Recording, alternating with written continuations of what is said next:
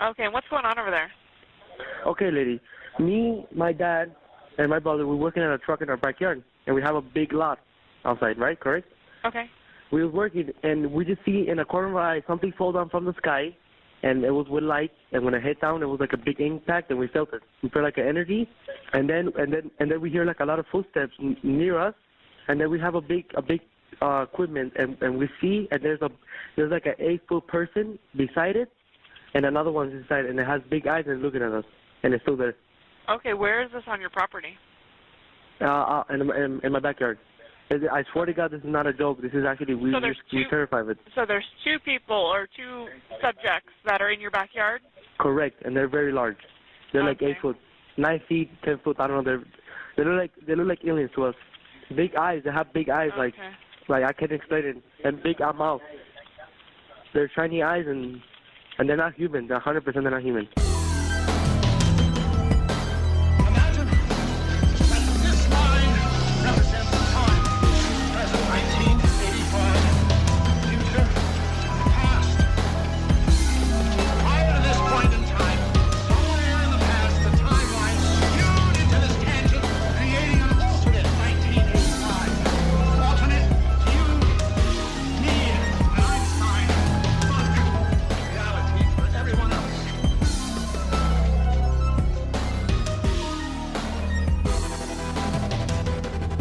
Welcome back to the Infinite Rabbit Hole Podcast. I'm your host, Jeremy, and today we're going to dive into what has been rocking the world.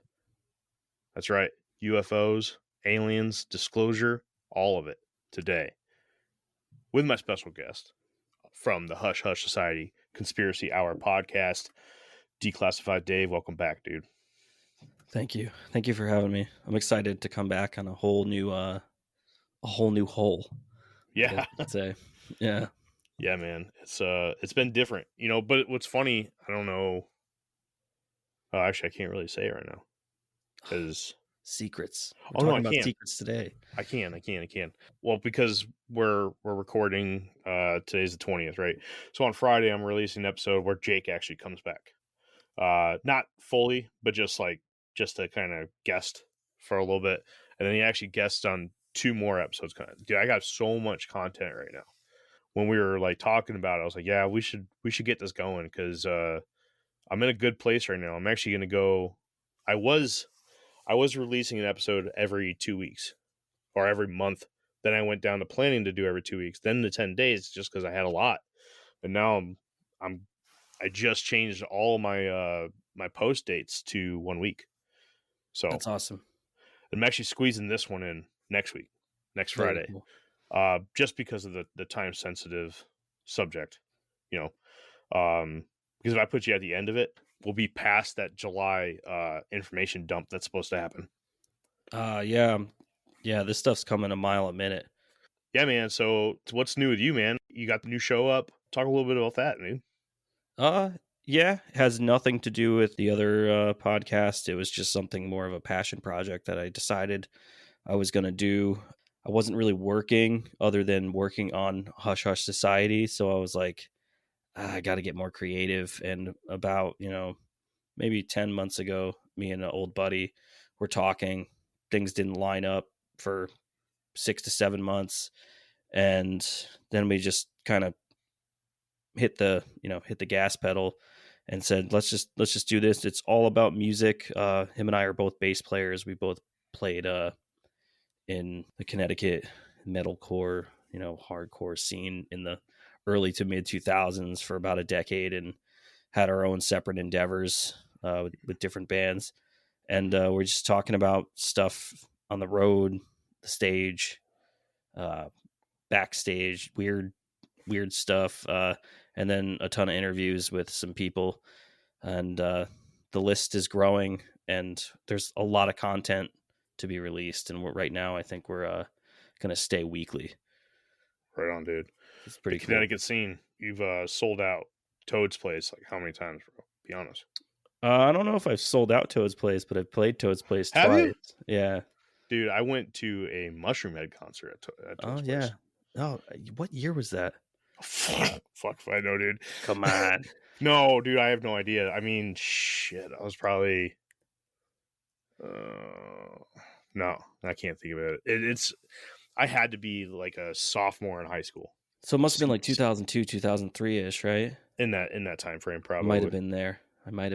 My friend Yeah. was really big into that band. I remember seeing Mushroom Head. I don't remember if it was the Webster Theater or if it was the or Toad's Place or the Oaktail or one of the other ones, but Well, it was definitely in CT. I used to go to Toad's Place because it was easy to sneak into. But the reason why I ask, man, is because the listeners here on the Infinite Rabbit Hole will be familiar with a voice on one of your episodes, right? You had Wes on. Yeah, he was a great episode. He got to talk about some of his fun endeavors, and we talk about a very famous photo about him on a jet engine playing a guitar, which is pretty cool.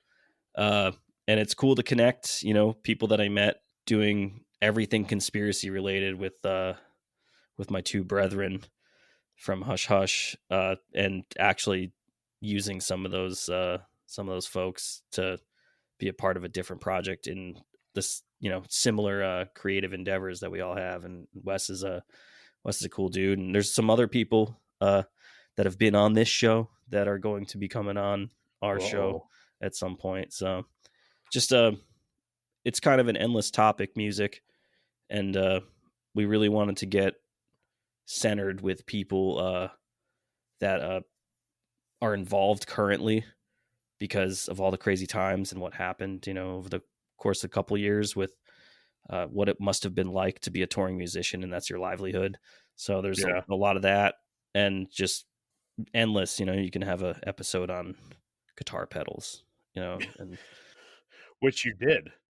Yeah, well, that's just one of many ideas. So there's no shortage of ideas, and that show is pure fun.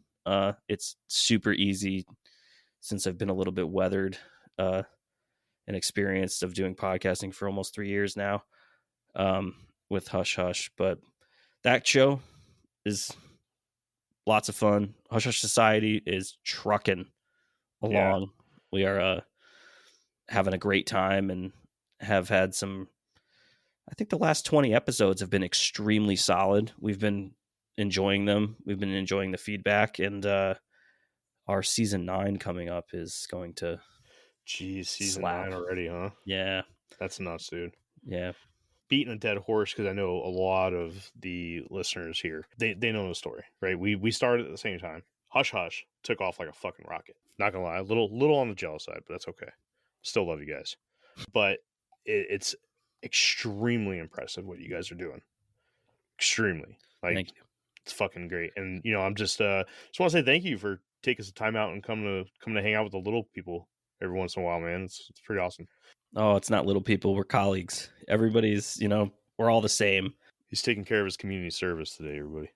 Yeah, I mean, it doesn't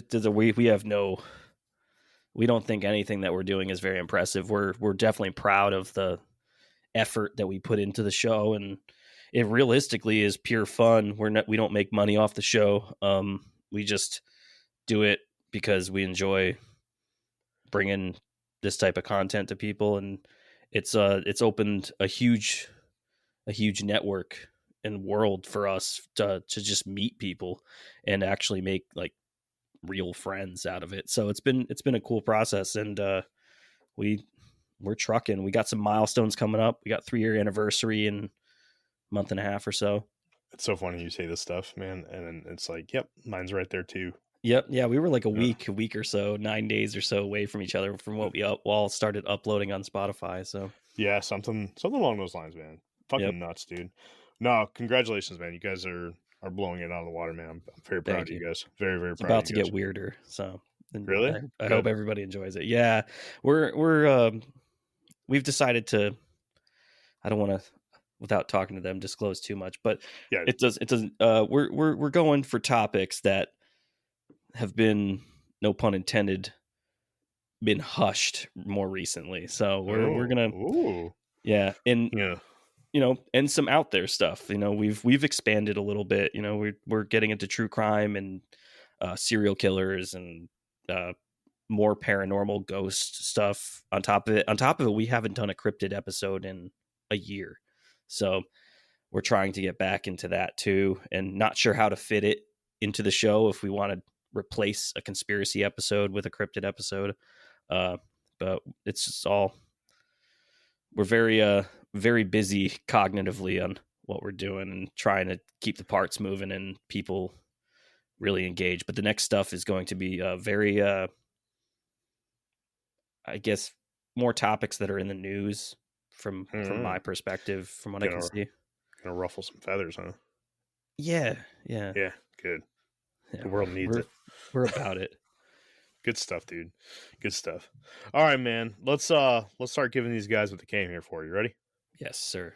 All right. So I was kind of explaining to Dave a little earlier that I have 4 topics that I want to talk about today, and basically this episode's coming out quick. Not as quick as I really would have preferred it to come out, just because the information that I'm going to be putting out today kind of been out there for a little while. Better late than never. So first thing we're going to talk about is this NASA thing. Before I spit it all out, you know what this is, right? Yeah. All right. The NASA stuff I'm the least familiar with all 4 topics, but I've been following it, pretty, not loosely, but Sweet. Anytime I see something, I'm watching it. All right, so jump right in, all right? On the last day of April, the North American Space Agency, aka NASA, held an hour-long televised briefing on the existence of UFOs, or what they are now calling UAPs. The panel included 16 scientists and a few other selected experts for the public hearing that acted as an appetizer to this quote-unquote final report that we should be getting in late July. So what came of this big showing of brains in science? Well, we did learn that according to them, NASA receives between 50 and 100 new reports monthly, in which they believe somewhere between 2 to 5% may be unidentifiable. They are compiling a massive amount of data to sift through, and there have been 144 reports from military pilots as of 2021. Sorry, we couldn't get a more recent number. That's the number that they put out during the conference here.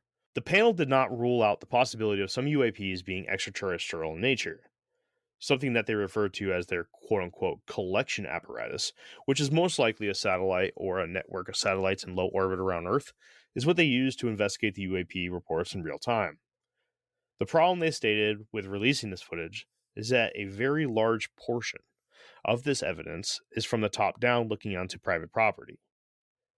They say that there are legal issues with sharing such media without written consent, and another reason being that they do not wish to create panic in local areas. In one particular case, there was a set of pilots in one craft off the coast of Virginia Beach, believed that they flew past a UFO, turned around to get a better look, and realized that what they saw was a balloon with a depiction of Bart Simpson on it. Yes, it's true that we did not get a ton of information from this highly anticipated event, but one thing I would like to point out is that whether or not this is a distraction, this is something that we all have been wanting. A lot are complaining about what it was that was discussed, but my questions to the community are, what did you expect out of a preliminary briefing? And is there anything that they could have said that would have made you happy? So basically, going into, these, a lot of times, right? Facebook, Twitter, even TikTok, right? You get these people that are talking about this stuff and they're complaining. They're complaining about, oh man, this is just a distraction. These are shiny keys that they're dangling over here so that they can do something over here to the other side. Man, let me get your initial thoughts on this first. Yeah, go ahead. I think if it's a complete reality, I think it's good for them to be involved, since they allegedly would have a very big database of knowledge of other, said craft or UAPs or whatever we want to call them. My first thought too is I heard recently that I believe it was Stephen Greer that said it, but there's a difference between UAPs and UFOs. And the big difference is UAPs is like it was who's the guy that used to work for the Pentagon? Was it Travis Taylor? He's on that Skinwalker Ranch show. Yes, that's the guy. Yep, okay, yep. That's who said it. He said there's a difference between UAPs and UFOs. UFOs are unidentified flying objects. They're physical objects, and UAPs are phenomena. So where you might see a distortion or what people will say a portal or whatnot. So there is a difference. And I think a lot of people have now lumped in UAPs to just being UFOs. That's definitely how they talk about it. Yeah. And it feels like there's a lot of wordplay here. And I mean, simultaneously, obviously, you're going to talk about it in a little bit. There's stuff with Congress too, which is a whole separate entity from NASA.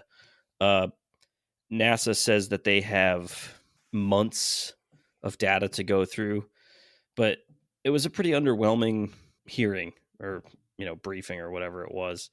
There were some people that said that this is not extraterrestrial, even though there's whistleblower after whistleblower after whistleblower. I think there's like 700 plus accounts now of people saying that this stuff is legitimate, to a degree.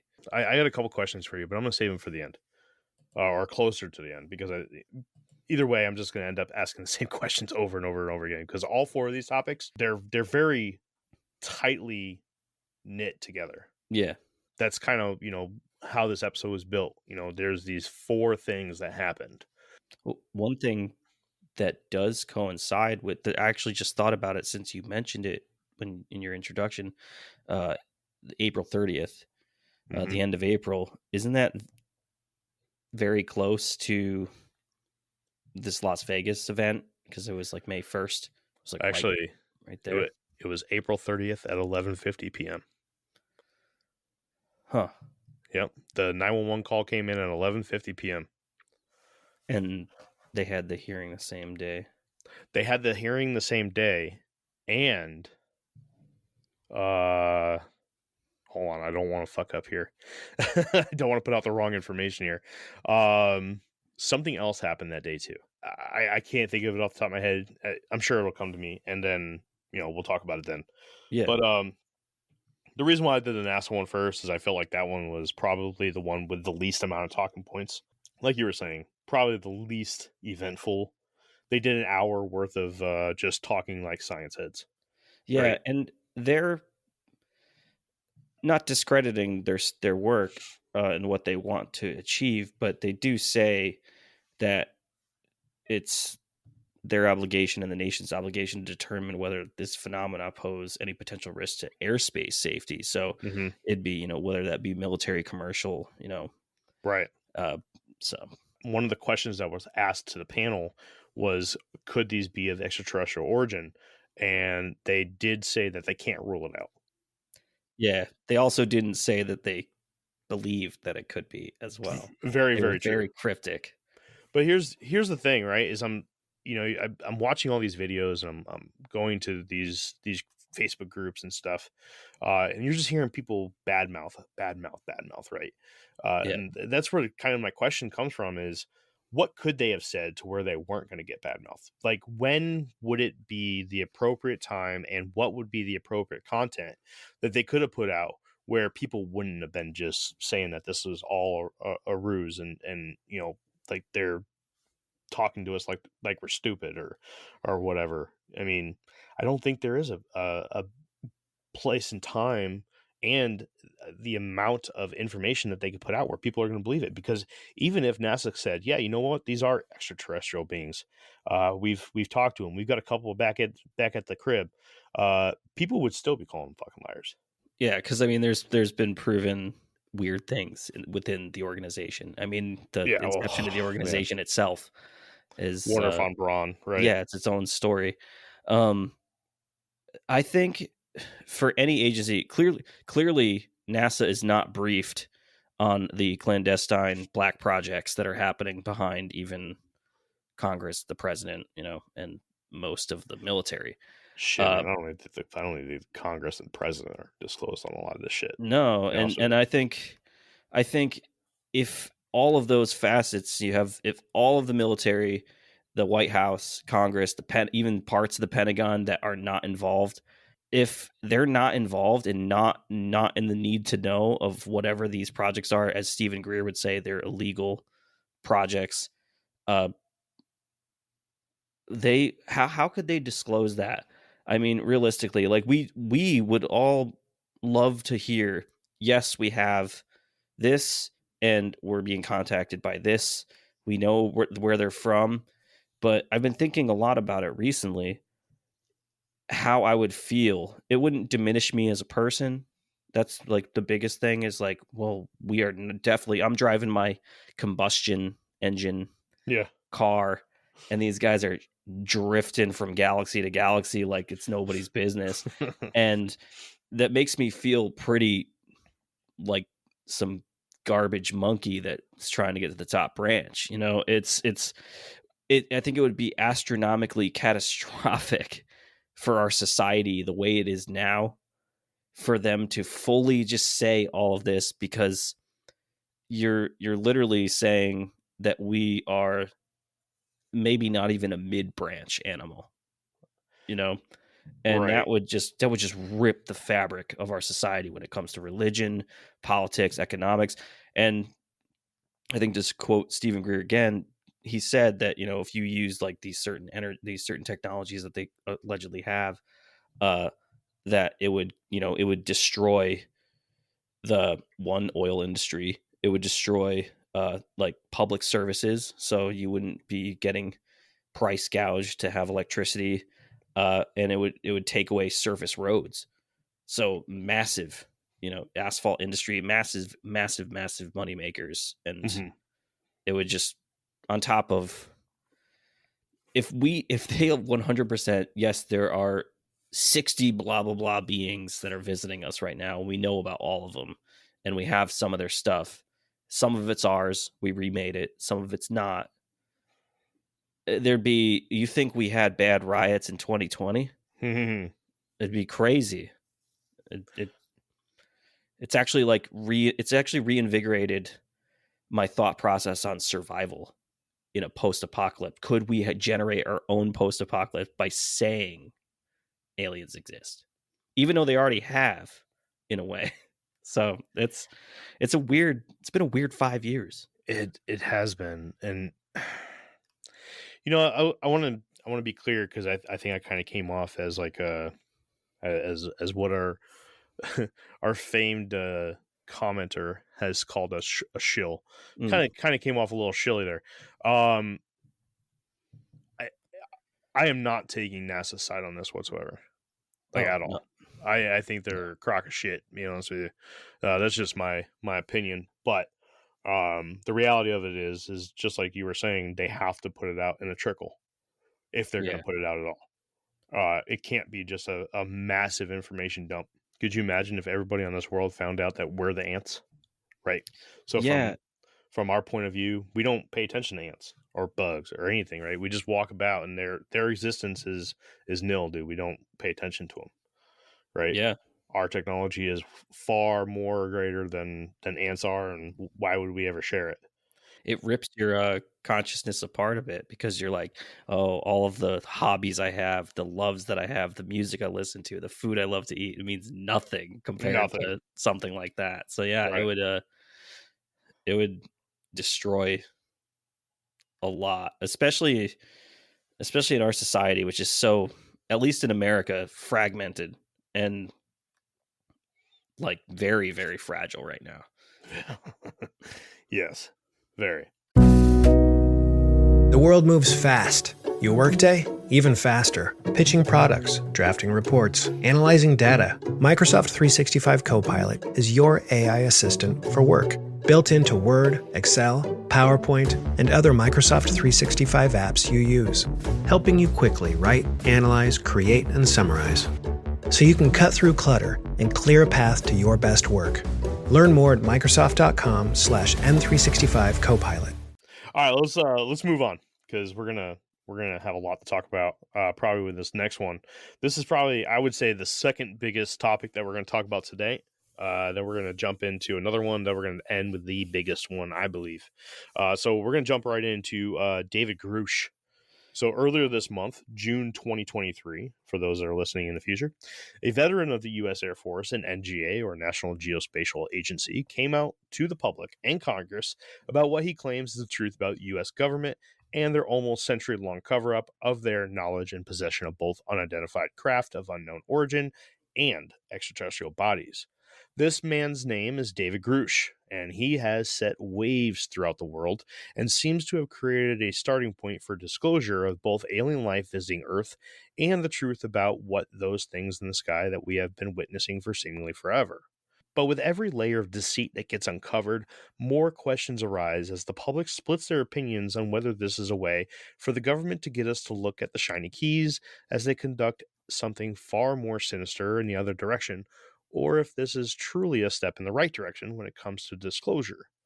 In his claims, Grush describes, quote, partially intact vehicles and a hidden race between countries to identify UFOs beginning in the era of the Cold War.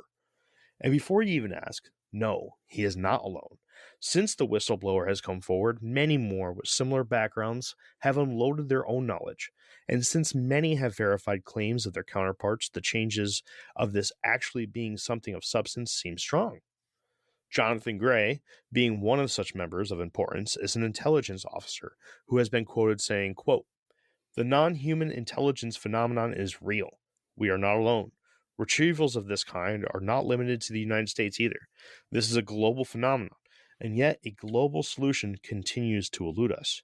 Another whistleblower, Carl Nell, a retired Army colonel, says this about David Grush and his claims, quote, "His assertion concerning the existence of a terrestrial arms race occurring sub rosa over the past 80 years focused on reverse engineering technologies of unknown origins is fundamentally correct, as is the indisputable realization that at least some of these technologies of unknown origin derive from non-human intelligences."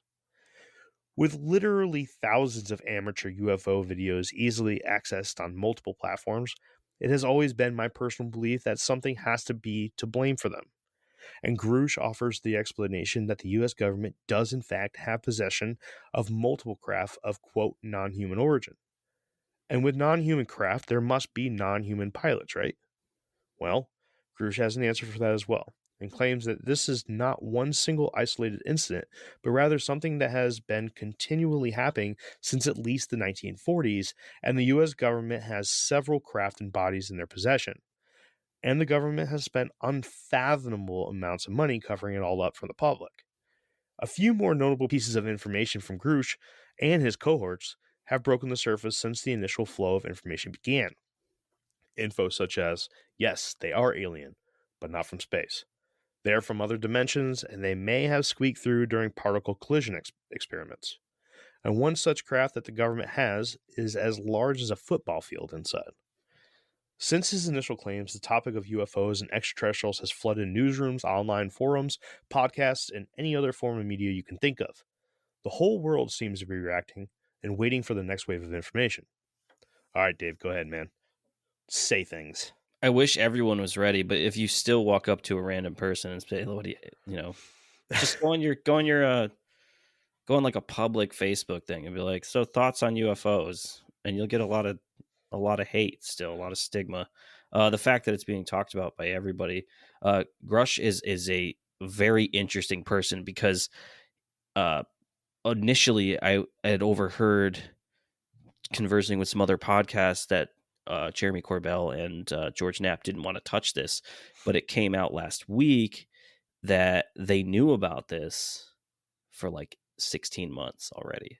Yeah. They had already done an audio interview, and this guy David, he feared for his life, with some of the stuff that he was coming out and saying. A lot of it kind of has some similar parallels to Bob Lazar's story. Mm-hmm.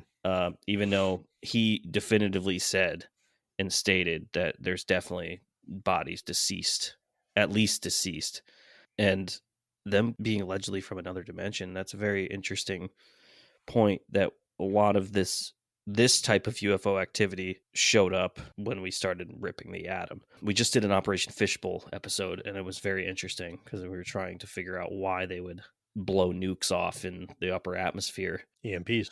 And most of it had to do with they were trying to rip through the firmament, which is an interesting take. Yeah. But it doesn't explain the amount of artwork in other centuries with these objects shown in it. So we didn't have nukes in the 1400s. So that can't be the only reason. They must have been here already. And if they're interdimensional and we're able to, use EMPs, because every explosion like that, like a nuclear bomb, definitely cause electromagnetic pulses, and that can really shift things. I was listening to an interview it was a random UFO podcast. I forget the name. Sorry, dude. But I was listening to an interview that they had posted from someone at some panel. I think it was a recent panel. It might have been the same one that Greer was at recently. I don't remember exactly where that was. But he had said that the United States, at least since the 50s or 60s or so, had weaponry that were directionally EMP, so they can knock these craft out of the sky easy peasy, without having to use rockets, which would, really make the boasting of the Chinese weather balloon kind of funny, even more funny. But this is I want to believe so bad that there's something else, because maybe my ego is not involved in that.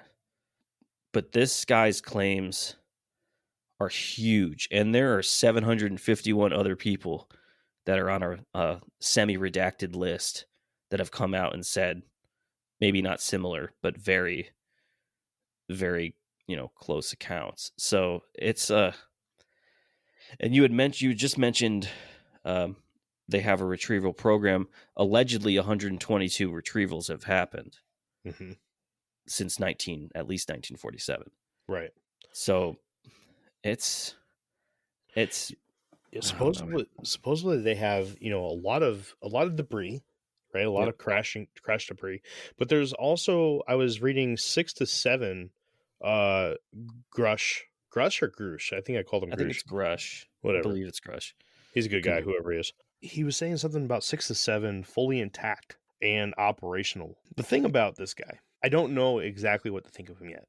I just don't, right? A lot of this is just super convenient, right? He let go of this information in the last week of April. And immediately after that, we get what we're going to talk about in the last segment of the show. And then we get the NASA panel. And then immediately after that, you have Greer's thing that we're actually going to talk about that next. Yep. Very, very short. I don't have a lot on that. Just, I'll talk about that after that segment. But a lot of people are putting a lot of weight into him being part of the government and coming out, and they just don't trust it. And, I just want to say, stop. I understand where you're coming from, because I also did read a little bit about his George Knapp and Jeremy Corbell conversation, if you will. He needed to either shut his mouth or come out so far that he's safe. Yep. Right? Because if he starts trickling out information, this is how people get unalived. Disappeared. Yeah, this is how they get Clintoned. So he had to come out and be so public about it. He had to go to Congress. He had to go to the media.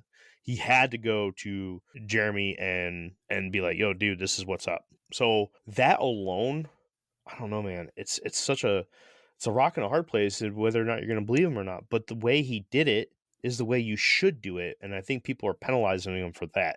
I think what you need to do is you need to take a look at the contents that he put out. Yes, there's no photographic proof. There's no video proof. There's no DNA evidence. There's no nothing. Okay. We're all going off of what he said.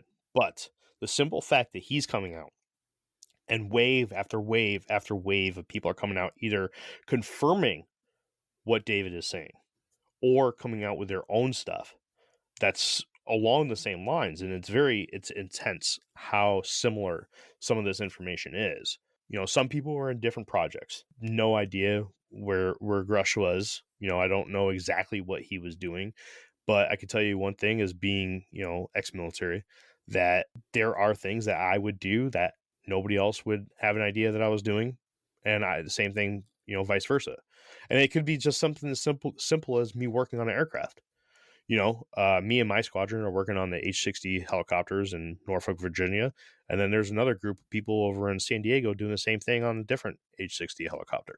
And we don't know what they're fucking doing. And then I think people put too much into, well, the stories don't match up. Well, I mean, look at it this way. I mean, if you look at the corporation of McDonald's, right? Do you know what's going on at all the other McDonald's? If you were working, our franchise, right? I mean, let's just be honest, man. So yeah, of course, the stories aren't going to match up. They're not going to, right? But what you want to look for is the similarities. You want to look for, okay, well, this person's talking about this, and somebody else who claims to be part of a completely different thing is also talking about something pretty similar. Another person who says, yeah, I know David. I know him. And yeah, I can guarantee that what he's telling you is the truth. Well, maybe put a little bit into that. That's just what I'm saying. I think people are too quick to jump the gun on some things, and they're not stopping and thinking about this kind of stuff. A lot of people have to kind of put yourself in his shoes. Allegedly, to his story and his account, he just got so fed up, and I believe he worked at the National Reconnaissance Office. So, like, he was. I don't know where that actual office is. I should. But he got fed up and pretty much, I mean, I guess quit, I guess you could say, and then just knew kind of what Lazar said. If he didn't go to the media, he was a dead man.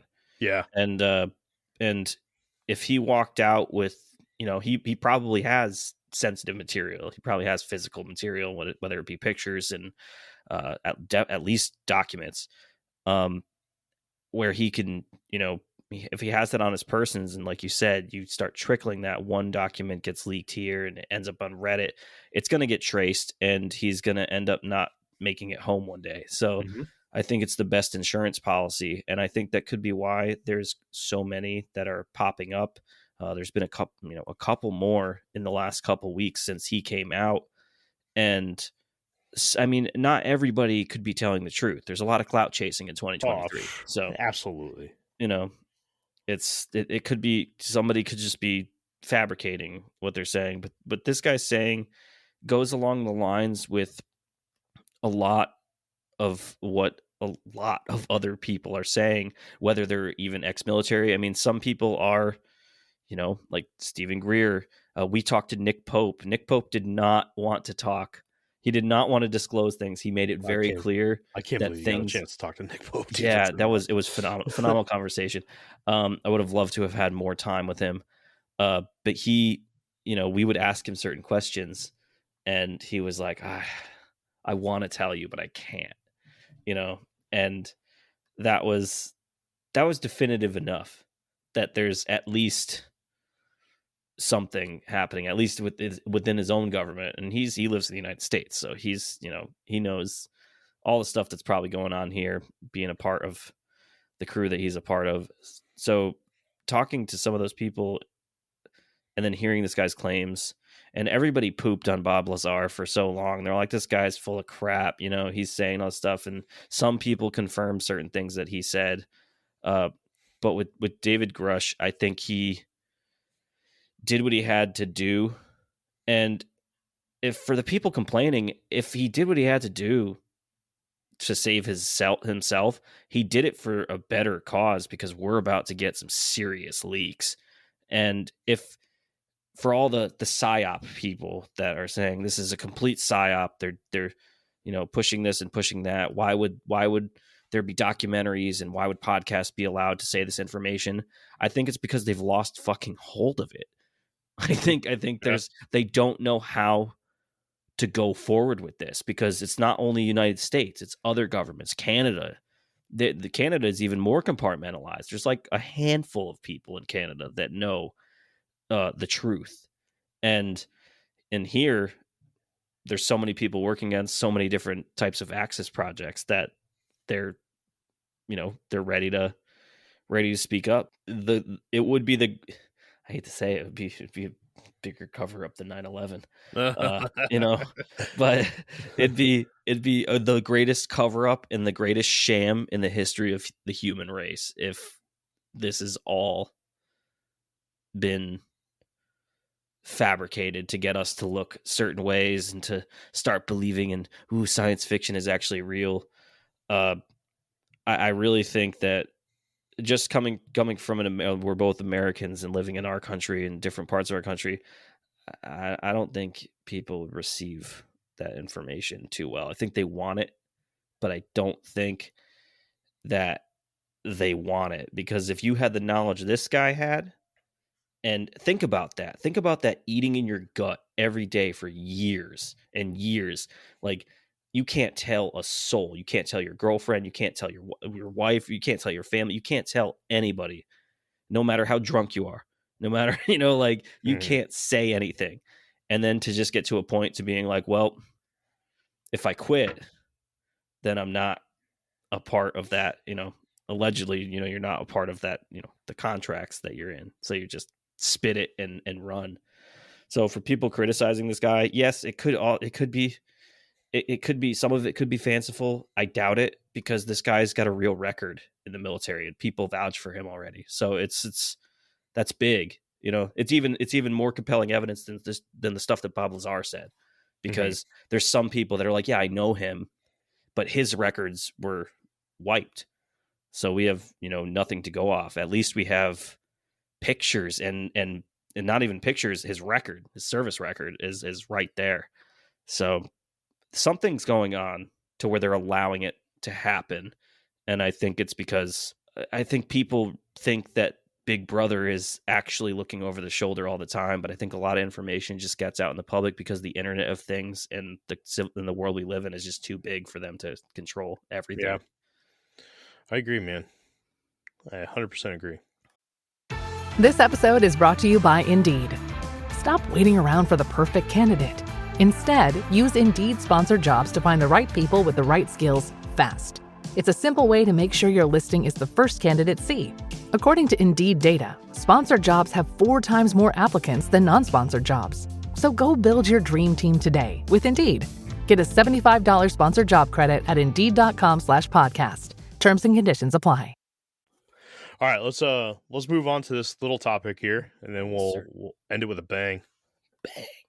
Bang. So we've been talking a lot about Dr. Stephen Greer, so let's go ahead and jump right into his conference. So another conference that the community has a buzz about is the one that was held by the famed Dr. Stephen Greer, once medical physician turned ufologist. The event was streamed online and lasted a little over 4 hours, and it was a man by the name of Eric Heckler who stole the show. Heckler announced that the South Pole's Amundsen Scott Station, operated by the United States National Science Foundation, is actually a, quote, air traffic control for aliens. He described that in 2010, the U.S. Aerospace Agency, known as Raytheon, hired him as a contractor at the research center. He painted a terrific picture of a facility that was already awe-inspiring with the technology it showed on the surface, but it was the neutrino ray technology that the station used to communicate with quote-unquote exotic craft from outer space. Now, just for knowledge sakes, neutrino rays, aka ghost particles, are tiny subatomic particles in nature capable of passing through anything as if it wasn't there. The particles literally just do not touch. They don't do anything with other particles. Basically, like they're ignoring them. And even though they are the most mysterious, they are the most abundant particle in the universe. These neutrino rays are produced by quote-unquote digital optical modules a mile under the station and look like a powerful green laser pointing into space when operated. This conference was kicked off completely because of the previous mentioned David Grush whistleblowing. So I didn't put a ton of information in this because everyone's dissected this. Everyone has dissected this, and I'm going to be honest with you, this was a bunch of ufologists, right? Nothing against ufologists. I think they do a cool thing, and I'm actually jealous of their job. But the community that I associate myself with tends to have some of the biggest crackpots too. I'm not saying that everybody at Greer's thing that he was holding is crackpots or are crackpots. But what I'm saying is that every one of them, except for a select few, were amateurs. Okay?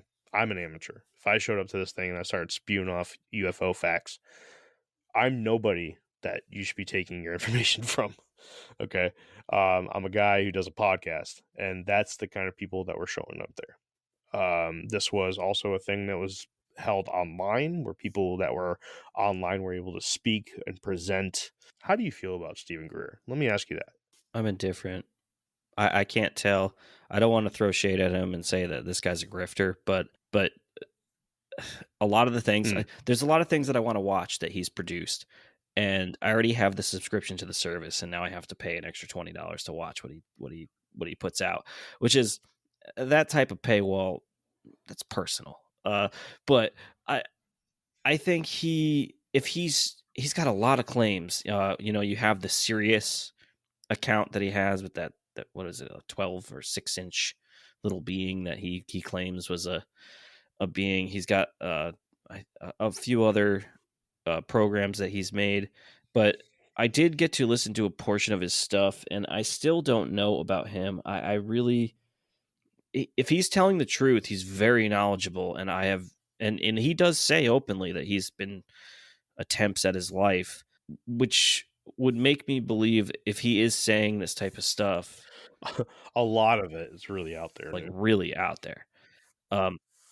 Yeah, like the Close Encounters of the Fifth or something. He has like ETs of the Fifth Kind, some documentary where they're like telekinetically channeling around a campfire UFOs, which was very, I mean, you can doctor any type of reality television show or any type of TV with film. But his speech at one of these conferences was very interesting. And he does talk about multiple things that kind of like, I don't want to say it's made me like jump a certain way, but it made me raise my eyebrow and look a different direction on some of the things that he says, where some of the things that we see are actually either a drone that's a man recreation. I don't think he ever doubts or says that these things are just developed organically by us. We've definitely reverse engineered something, and then some of them are actual ETs.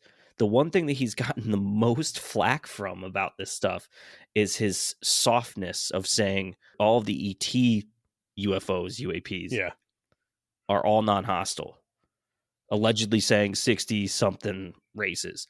But the ones that are reverse engineered by man are hostile to national security, because if other countries get them, obviously we are very good at blowing ourselves up. So it's or blowing each other up, we're good at that. And that would be one really weird thing to know, that all of these alleged races are non-hostile. But he does make a fair point in his speech, where he does say, if they have the technology to do what they're doing, they could just delete our space-time like that if they really wanted to. They didn't have to use like an Independence Day, big laser beams and blow up the Empire State Building.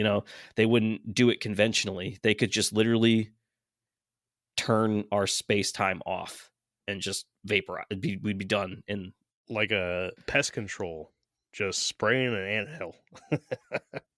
Just completely eliminating their reality, our reality. I don't know if I believe that the intentions. I don't think we can ever, unless you've spoken to an alien, you can't say the intentions of what ET is, let alone multiple species from multiple star systems on evolutionary paths and different technologies, and do they have ethics and morals?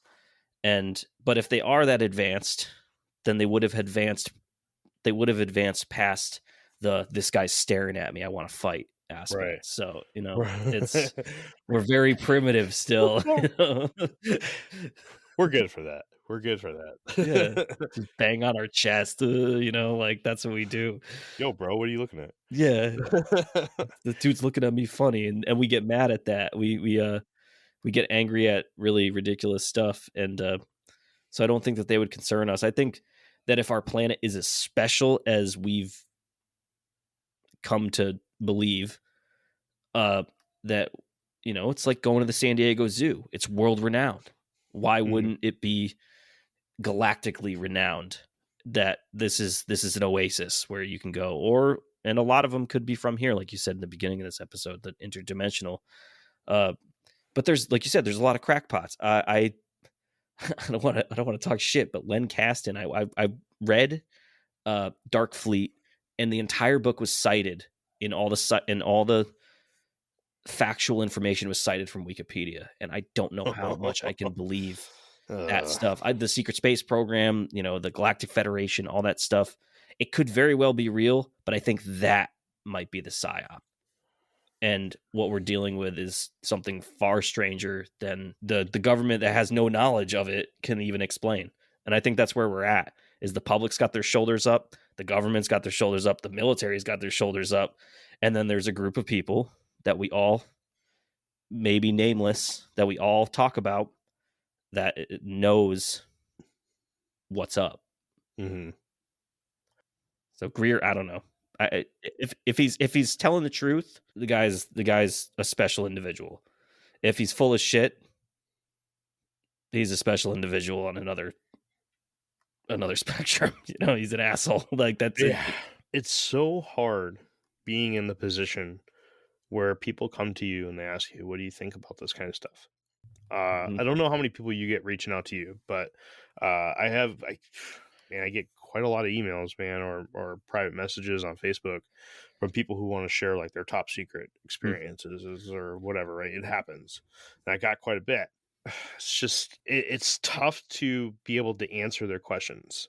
And Stephen Greer is one of the ones that's extremely tough because he's not an idiot at all. The guy is really fucking smart. Yeah. And the guy knows how to talk and he knows how to think. He's intelligent. And that's the thing that kind of, it's kind of a weird one, because it's also the same for the opposite side of the spectrum for me too, where if somebody wasn't so intelligent and wasn't able to speak as well, and they're coming up with all this stuff, you look for these little cues of ignorance, right? And you can't find that in Steve. You just can't. But because he's so smart, because he's so well at speaking, I don't know, man. I mean, you look at someone like that, and you got to think that this dude could probably come up with a Hollywood script right off the bat. Yeah. We're like, hey, man, give me a script on Atlantis right now. Boom. And I bet you he can throw up some bullshit. That's where I kind of halt with him. And I just don't know how to answer the question when it comes to, hey, what do you think about Stephen Greer? It's a loaded question because the dude's out there. He's out there. He's in the public eye. And he's making a ton of fucking money from it. Yep. And he's really smart. And you would think that somebody that makes that kind of money, because let's be honest, the guy's not a doctor anymore. He's a ufologist. Yeah. Okay. There's something to say for the amount of money that this guy can be making. I don't know what it costs to get him on your show, right? I'm sure it's probably not cheap. Probably not. Yeah, probably not. But he also strikes me as a guy that's going to charge you per 10 minutes, per minute, per hour. It's going to be something hefty. And I don't know. We've paid for some people, and it's respectable pay. And I'm always. I mean, I understand that. If you're in that position and you can make money off of it, do it. I mean, I would. I'm not going to lie to you. I would too. Absolutely. But you mix that with how intelligent he is. I don't know, man. He could be just scamming all of us. You never know.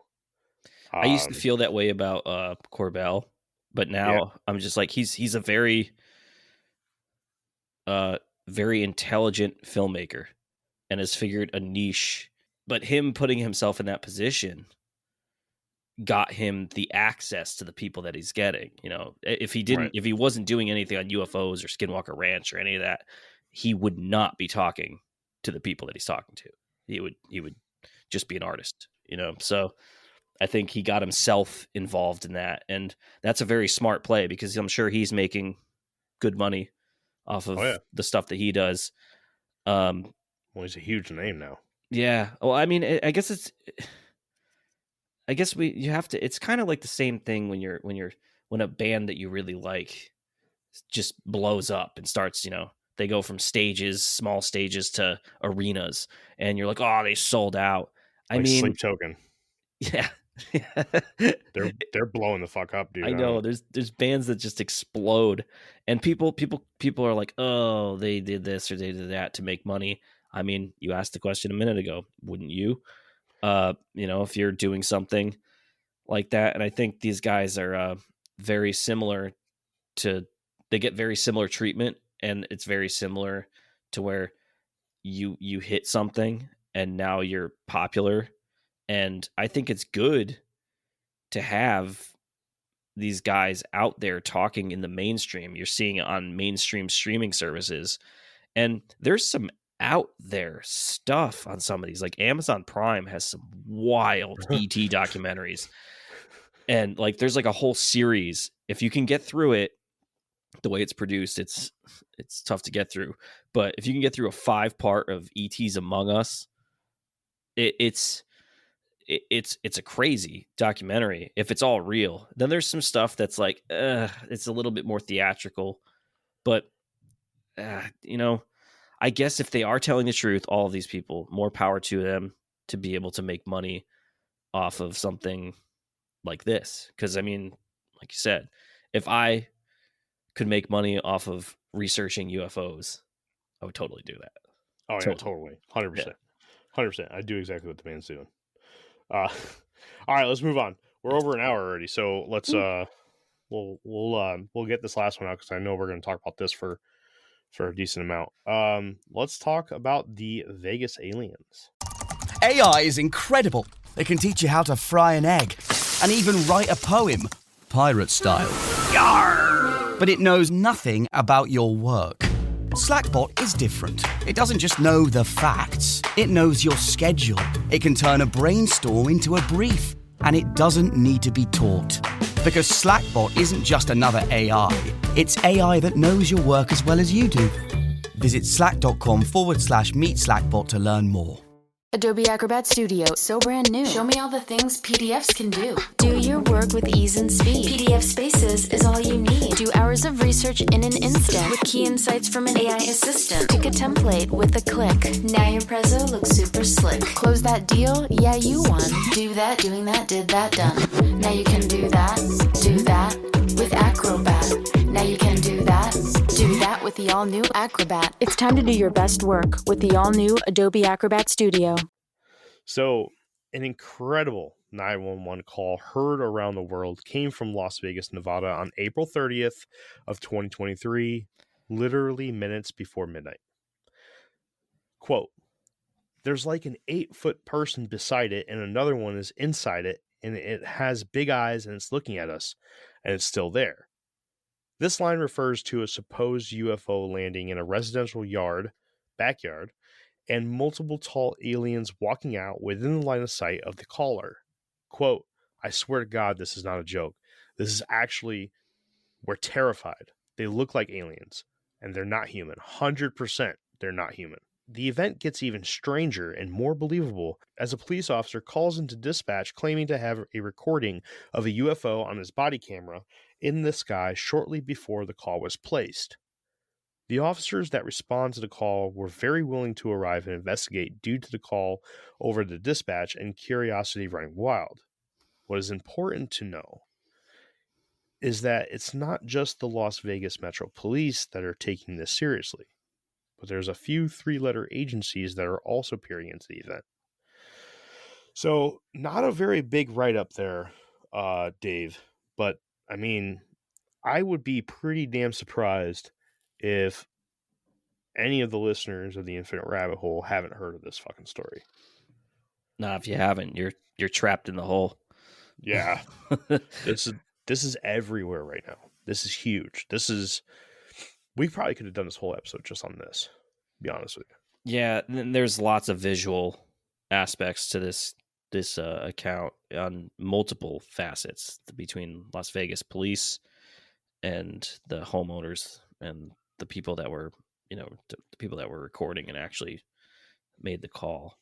This is one of the events that podcasters or whatever the fucking future of this whole thing is in 30 years, they're going to be reading books on this event, presenting it like we do here on the Infinite Rabbit Hole. This is one of those events. Okay. It happened literally just 3 weeks ago. We had one of the events the Kecksburg UFO incident.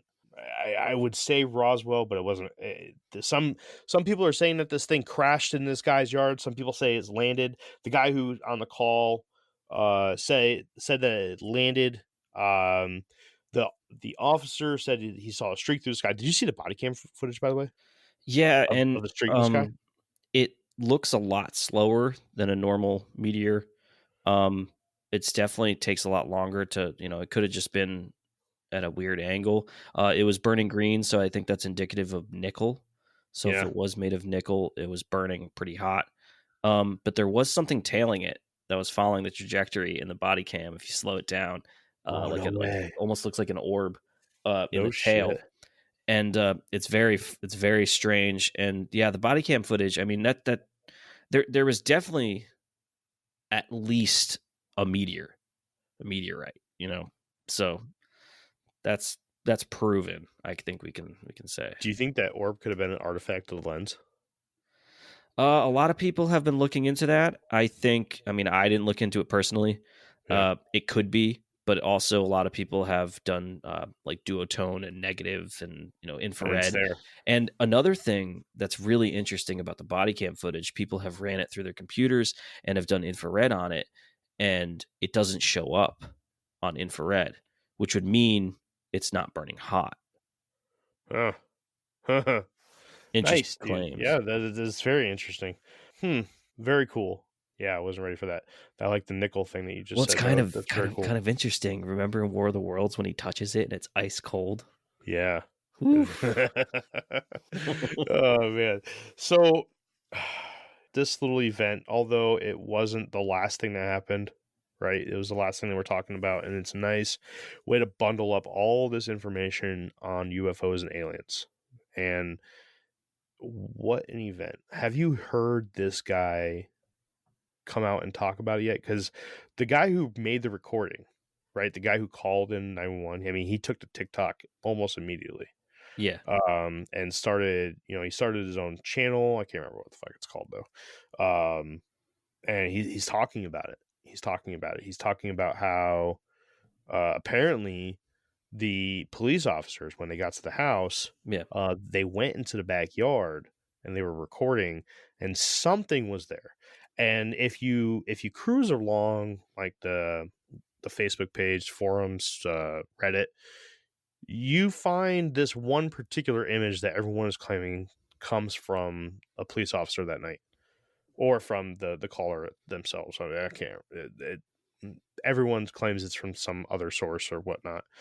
You know what image I'm talking about? Where they're showing like the truck, and right over the bed of the truck, you can sort of make out. Yeah.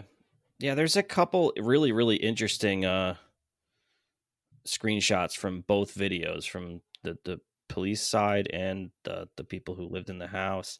The cops were intrigued. They were also freaked out when they got there. You could tell.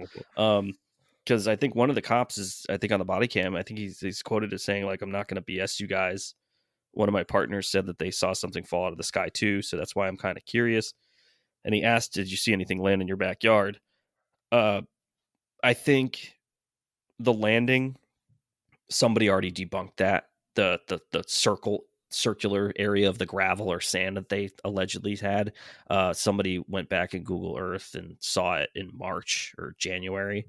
So that landing aspect could be not too factual. That might have been something that got muddied up in the game of telephone with them. but there were other people in the Vegas metro area that heard booms, you know, so it could have been something. I mean, let's face it, if they have the technology, they can ride and, you know, I mean, look at Heaven's Gate. They believed that there was a UFO in the tail of put some Nikes on, bro. Hail Bob. Yeah, get some Nike Decades and run out in this person's backyard. There's so much research being done and scrutiny and picking apart the video footage. I've watched a ton of it, and every single time I've watched at least the cell phone footage from whoever's filming presumably, I guess, the father and the son that called it in and everything. I don't see, you see some movement, but you don't see anything. And that just makes me believe, well, I mean, if it's a highly advanced creature, then they can definitely, why wouldn't they cloak? You know? Yeah. Like, or at least you can see like a predator. You can see like, you know, different distortions and what you're looking at. So this one's, everybody's saying, so many people are just like hoax. I think that there's interesting stuff. The water has been muddied because people were saying, "Oh, the cops put cameras there," and some news stations were saying beforehand, which made it look like a conspiracy right off the clip. And then you had to really read. They put temporary after the fact so they can see if something happened. So it's, and then there's claims the family disappeared and the kids still posted on TikTok. So it's. They didn't disappear. He even said, "No, my family didn't get disappeared. You know, like we're still here. We just want," but he did say something very strange. "We just want to forget about it. We want it to go away." So that brings up the 3-letter agencies of probably harassing the shit out of this family. There has been a lot of reports of them in the area too. Yep. In that particular area, there are neighbors that are coming forward and saying that, yeah, dude, we're starting to get some weird black cars coming through in weird hours of the night, knocking on that door, and you know, anyways. But yeah, so they did end up putting a camera up in the backyard. The video that I saw, yeah, you do see some movement, and you sort of see some eye shine. Almost, yeah. It looks like it would be indicative of a gray or a tall gray, because he did say 8 to 10 feet. They were saying, but that's not. I mean, even the tall grays aren't that tall. No, right? They're human size. They're 5, 6, up to possibly 7 feet tall. Mostly 5 to 6, and the little ones are 3 to 4 feet tall. Man, I don't know. The thing is like, yeah, I think in the video I saw like a blink, like the thing blinked, which was super weird. And you kind of look at it and you're like, oh man, that could be just like a fucking raccoon on top of the truck bed there. But at the same time, you can sort of see the shape of the whatever it is head, and it's definitely not standing 8 to 9 feet or 8 to 10 feet tall at that moment, unless it's hunched down. But yet again, is this one of those things where we're all falling victim to pareidolia? Mm-hmm. You know, and you look at it and it's blurry, just like everything else in the world that we deal with, and you sort of see the outline of a gray alien's face, which sort of mimics the human face. And it's I don't know, it's really tough, you know, and I really, really do my best to try not to be a victim of pareidolia. It's tough with that one, man. I don't know. I want to believe it. Like, I want to, like, really, really bad, but I can't sit here and say 100% that I do. I want this to be real. I do. I think that this is this could be our generational alien story. This could be, you know, if anything really comes out from it, hopefully this isn't what we get from our generation when it comes to like an alien contact story. Hopefully there's something better that comes along. But I mean, it is what it is, and it's nice taste, dude. I like it.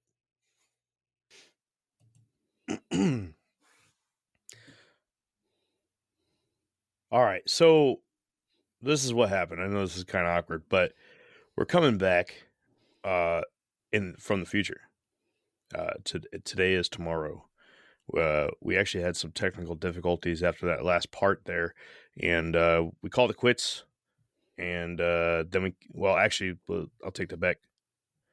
We finished out the episode, and Zencastr sucks. Internet sucks. Technology sucks. And we lost the whole back end of that episode. Lucky for everyone listening, it was roughly, I'd say, 5 minutes. Not much at all. But I got Dave back with me today to say bye to everybody. Unfortunately, we don't know everything that we missed, so we can't reiterate it. I know that the last thing I believe we left off on was talking about the aliens, and then I believe Dave had just said something along the lines of the guy posted on TikTok saying that his family did not get disappeared. I think that's where we left off, and that's pretty far into the conversation. Yeah, that was pretty much at the end of what we were talking about. I think that the only thing we missed really was us just kind of like our own thoughts on it.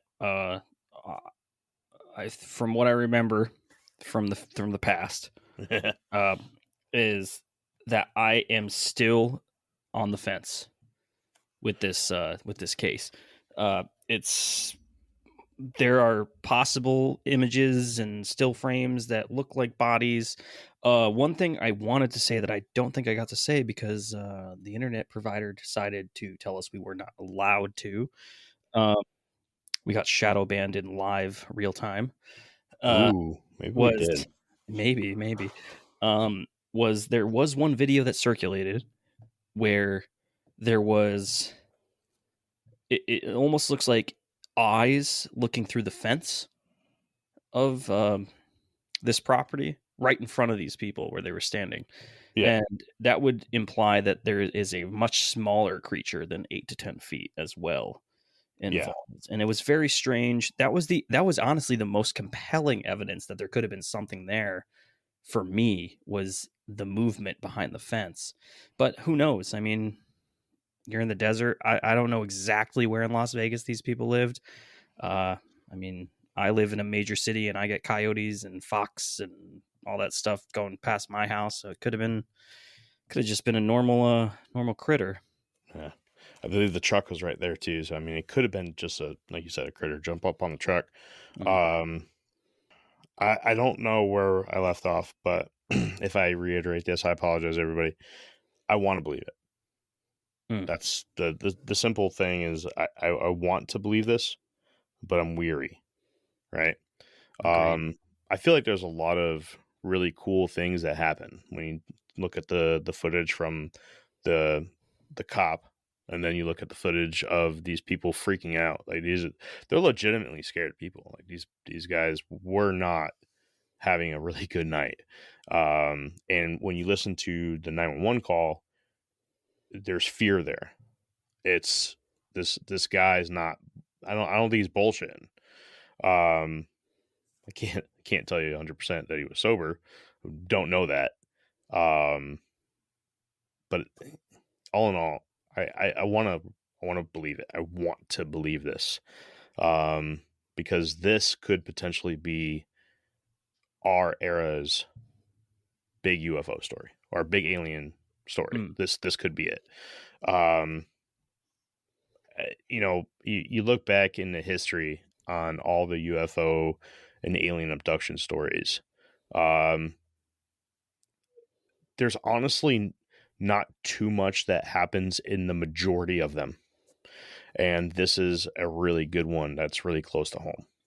And I think that's what's so unique and really cool about this one, is that this one is right here at Home Guard, right? This is American soil. The guy witnessed 2 alien beings near a craft on his property and freaked out.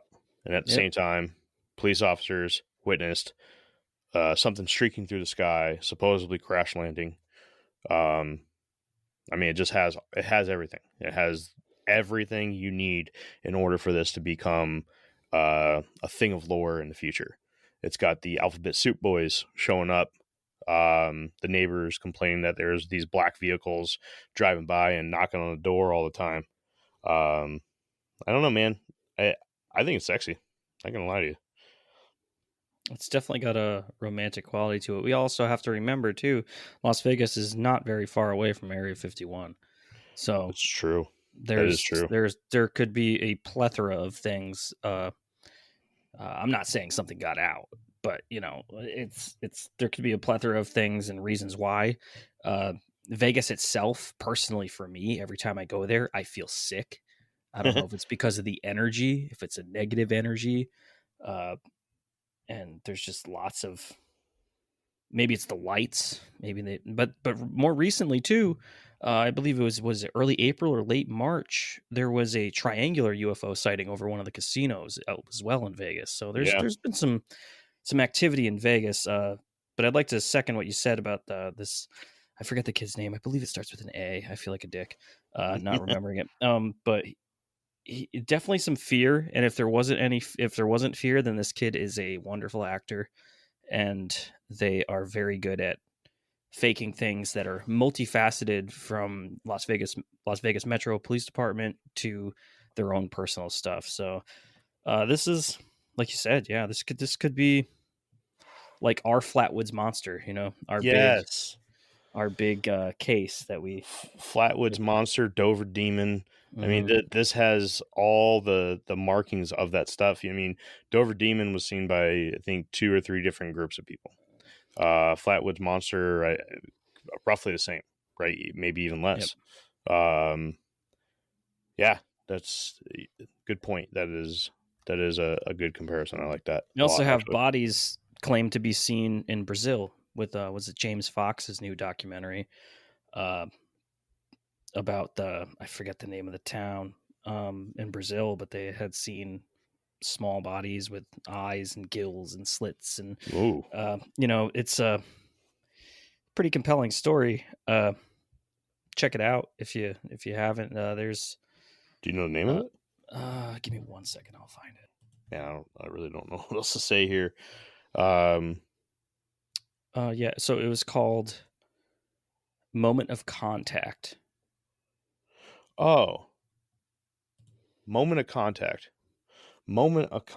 That Moment of Contact. That is.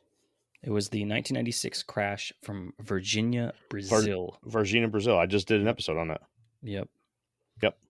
I was going to say, that sounds really familiar. I watched that as part of my research for the episode. Yeah, very good stuff. It was a British documentary, right? I believe so. I haven't watched it yet. I would like to. Very good stuff. Highly recommended it. I highly recommend it. Sorry, can't speak today. Highly recommend it to anybody that thought that the Virginia, Brazil episode that I did was interesting. I mean, nobody's going to break it down better than that documentary. Honestly, they did a really good job. That's it, everybody. That's all we got.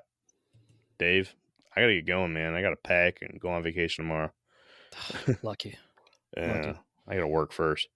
But yeah, so Dave, before we head out, go ahead and do the thing where you tell people about your stuff. Go for it. I'll do the thing. There you go. For those of you who have not heard my voice before, I am Declassified Dave. I am 1/3 of the Hush Hush Society Conspiracy Hour. I have 2 other cohorts, Slick Font Sanders and Mystery Mike. We cover very similar topics to the Infinite Rabbit Hole: conspiracies, cryptids, fringe science, true crime, anything that's weird. And if you haven't listened to us, check us out.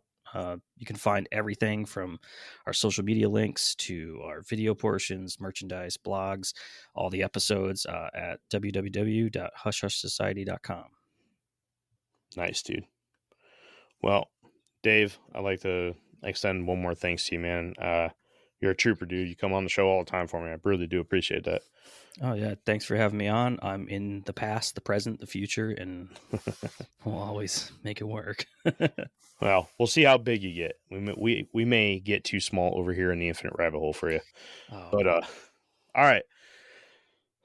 Yeah, that's it, everybody. Sorry for the awkward ending, but it is what it is. You get what you get. And hopefully we put together something for you. Technology sucks. Yeah, technology does suck. Does absolutely suck. Let's see. How did I end it? Oh, that's right. So for everybody listening in today, stay tuned. I just made the decision today to change the format one more time, slightly more of a release schedule. So we're going to start dropping episodes every Friday again. I've got enough built up. I was just looking at it today and I was like, why am I doing this so sporadically? We'll just drop them on Fridays for everybody like we used to, and enjoy. So there's that, everybody. Hopefully, you guys appreciate that and get to enjoy it. Next week, we'll be diving into the world of the woo Bigfoot, going into Bigfoot Mind Speak and the world of Carter Bushard, who's been on this show twice already, back-to-back episodes back in January of 2021. I only know that because I had manipulated the schedule to where this episode was releasing on my birthday. It's a Bigfoot episode. Had to put it out on my birthday. So Carter Bushard comes back for another back-to-back set. And then after that, we will do the next documentary series, which I announced at the end of the last one, which was the Philadelphia experiment. Yep. Aquatic ape theory, everybody. Enjoy it. Yeah. Sea monkeys. Sea monkey. It wasn't exactly what I thought it was. I went into this a little ignorant, I'm not gonna lie to you. Didn't really. I thought this was more of a proof of mermaids. It wasn't. This is a entire rewrite to the history of humankind. And a lot of it really makes sense. It really does. It's kind of stupid how obvious some of this stuff is. Like, I can't say that I'm 100% a believer, but it makes a very compelling case, and I know you guys are going to enjoy that. But that's going to be from this point, from when you're listening to it, it's going to be 3 Fridays. So it's already done. It's already recorded. It's already edited and everything else. But I got to get this episode out because this one's time sensitive. And then Carter did me a huge favor by coming on and talking about some really cool stuff. So I want to do him a solid and get his episodes out there as quick as I can. And that's it, everybody. Dave, thanks, man. Appreciate you. Thanks for having me. All right. Well, that's been another episode of the Infinite Rabbit Hole podcast. We'll see you next time.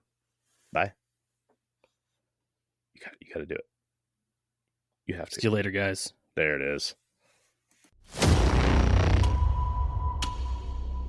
I would like to thank you once again for tuning into the Infinite Rabbit Hole podcast.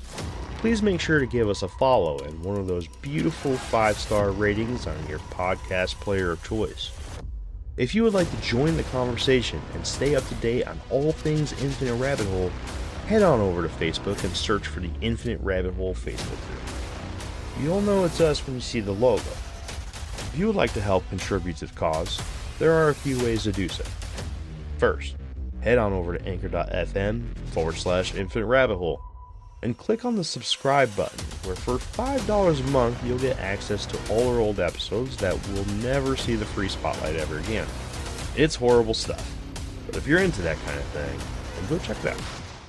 Second, head on over to InfiniteRabbitHole.com and click on the IRH merch shop tab and grab yourself a sweet t-shirt, sticker, or whatever else you see that you wouldn't mind owning. Until next time, travelers, I'm Jeremy, and I'll see you at the next fork in the path of the Infinite Rabbit Hole. Bye.